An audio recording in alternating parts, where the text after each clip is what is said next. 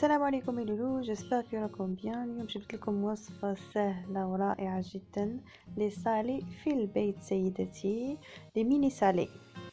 فوالا المقادير نتاعنا: 3 مغارف نتاع الفرينة، مغرفة خمارة، حبة بيض، كاس حليب دافي، نص كاس زيت، وكاس نتاع الماء دافي تاني.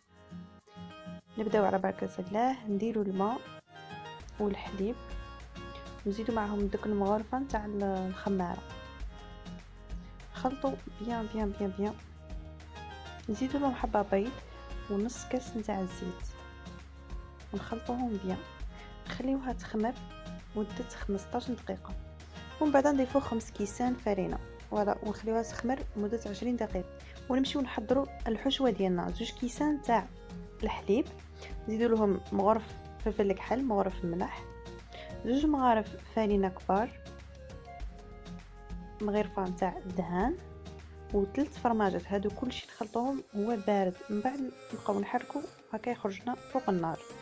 عندي الدجاج ومعدنوس، درت الدجاج ومعدنوس للصلصه.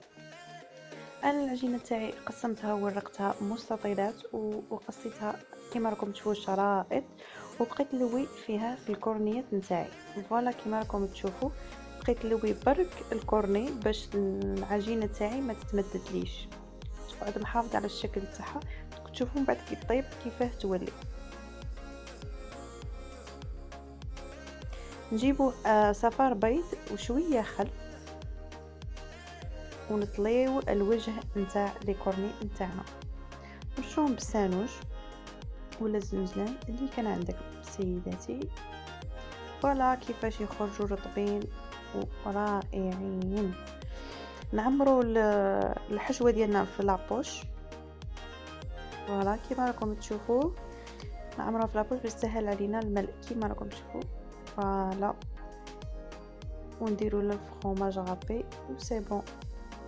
في نفس الوقت درت كويرات وخدمتهم كيما راكم تشوفوا معنا سيداتي، وعمرتهم بالحشوه. فوالا طبق النهائي. بصحتكم يا لولو.